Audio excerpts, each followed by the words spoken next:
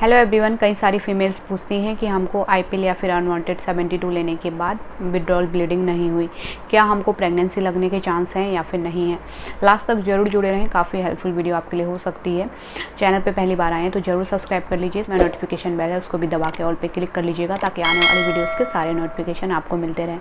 तो चलिए टॉपिक के ऊपर बात कर लेते हैं कि आईपिल या फिर अनवांटेड 72 लेने के बाद अगर आपको विड्रॉल ब्लीडिंग नहीं हो रही है तो क्या आगे आपको प्रेगनेंसी का चांस है या फिर नहीं है। तो देखिए, विड्रॉल ब्लीडिंग होना ज़रूरी नहीं है आईपिल या फिर अनवांटेड 72 लेने के बाद। ये कुछ महिलाओं को होती है, कुछ को नहीं होती है। अब जिनको हो रही है उनको ये नहीं है कि कोई प्रॉब्लम वाली बात है या फिर उनको ही आईपिल वर्क कर रही है, तो ऐसा नहीं है। आईपिल वर्क कर रही है या नहीं कर रही है वो तो आपको पीरियड आने के बाद ही पता चलेगा कि आईपिल ने काम किया या नहीं किया।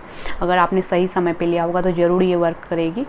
तो कई सारी फीमेल्स पूछती हैं, डाउट में आती हैं, डर जाती हैं कि हमने अनप्रोटेक्टेड रिलेशन बनाया, उसके बाद हमने आईपिल ले ली थी समय पे, उसके बाद हमको विड्रॉल ब्लीडिंग नहीं हुई, हम वेट कर रहे हैं 10 से 12 दिन हो गए, अभी तक कोई ब्लीडिंग हमको नहीं हुई, तो क्या आगे प्रेगनेंसी के चांस हैं। तो विड्रॉल ब्लीडिंग से हम कंफर्म नहीं कर सकते कि आपको आगे प्रेगनेंसी लगेगी या नहीं लगेगी। ये कुछ महिलाओं को होती है, कुछ को नहीं होती है। हाँ, हम ये कह सकते हैं कि विड्रॉल ब्लीडिंग जब आपको हो गई है तो उसके बाद प्रेगनेंसी के चांस ना के बराबर होते हैं। ना के बराबर यानी कि स्टिल हो भी सकते हैं लेकिन ना के बराबर होते हैं, जैसे मैंने बताया।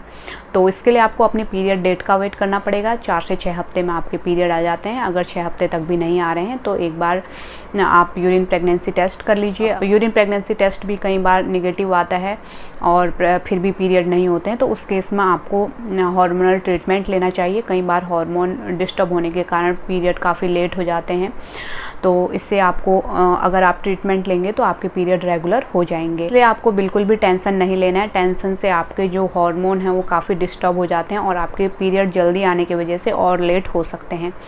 तो टेंशन बिल्कुल भी नहीं लेना है। अगर आपने सही समय पे ली होगी, यानी कि इंटरकोर्स करने के फर्स्ट के 24 घंटे के अंदर अंदर अगर आपने ले ली होगी तो ये आईपिल आपका 95% वर्क करती है और आपको पीरियड आ जाएंगे अगले 4 से 6 हफ्ते के बाद, क्योंकि विड्रॉल ब्लीडिंग होना ज़रूरी नहीं है हर फीमेल को। आई होप ये वीडियो आपके लिए हेल्पफुल रही हो तो लाइक शेयर कमेंट जरूर करें और हमारे चैनल को जरूर सब्सक्राइब करें।